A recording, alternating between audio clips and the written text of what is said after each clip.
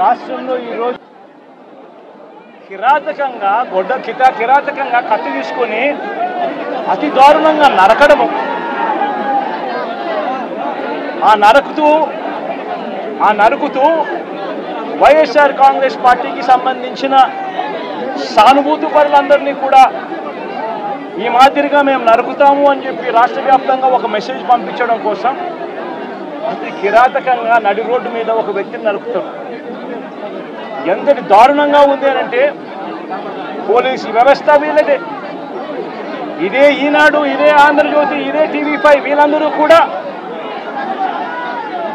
పత్రికల ముసుగులో వీళ్ళు కూడా ఏ స్థాయికి దిగజారిపోయారో ఒక్కసారి గమనించమని అడుగుతా ఉన్నా. ఈనాడులో ఈరోజు నిన్ననో ఒక స్టోరీ, అప్పుడెప్పుడో మోటార్ బైక్ అట కాలిందట, ఆ మోటార్ బైక్ అనే వ్యక్తి కాల్చింది, ఆ మోటార్ బైక్ అనే వ్యక్తి ఈ జిలానీది మోటార్ బైకు, అది వైఎస్ఆర్సీపీ వాళ్ళు కాల్చారట, అందుకనే తర్వాత 2 ఏళ్ల తర్వాత ఇది జరిగిందట అని చెప్పి ఒక దిక్కుమాలిన అబద్ధం చెప్తా ఉన్నారు. నిజంగా వీళ్ళు పత్రికలా, వీళ్ళు ఏమైనా పేపర్లా, టీవీలా? నిజంగా వీళ్ళంతా కూడా సిగ్గుతో తలొంచుకోవాలి వీళ్ళు చేస్తూ ఉన్న దుష్ప్రచారాలకు, అబద్ధాలకు. ఇలా చూస్తే భార్యకు కేక్ తినిపిస్తా ఉన్నాడు ఈ చంపిన వ్యక్తి, జిలాన్ అనే వ్యక్తి. అంటే వీళ్ళ మధ్య సంబంధాలు ఎంత బలంగా ఉన్నాయి అని చెప్పడానికి ఎంతకన్నా నిదర్శనాలు కావాలన్నా? తెలుగుదేశం పార్టీ ఎమ్మెల్యే భార్యకు కేక్ తినిపిస్తా ఉన్నాడు.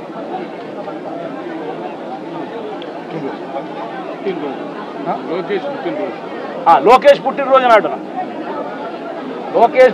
నాడున వీళ్ళు కేక్ కట్ చేయడము, ఆ కేక్ మళ్ళీ ఈ జిలాన్ అనే వ్యక్తి ఎమ్మెల్యే భార్య కేక్ తినిపించడం.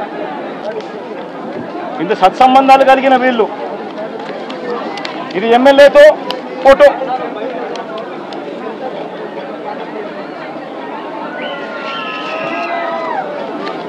ఈ అయూబ్ ఖాన్తో ఫోటోలు ఇవన్నీ.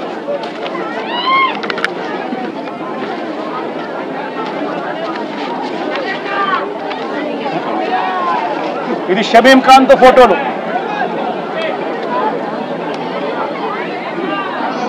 మరి వీళ్ళెవరు కేసులో ఎందుకు లేరు? వీళ్ళందరి మీద కేసు ఎందుకు పెట్టలేదు? ఇంతకన్నా అన్యాయం ఎక్కడైనా ఉంటుందా? ఇంతటితో ఆగిపోవడం లేదు. మిథున్ రెడ్డి విషయం కూడా నిన్న కూడా మీరంతా చూశారు మీ కళ్ళతో. సాక్షాత్తు ఒక సిట్టింగ్ ఎంపీ తన నియోజకవర్గంలో తాను తిరగకూడదా?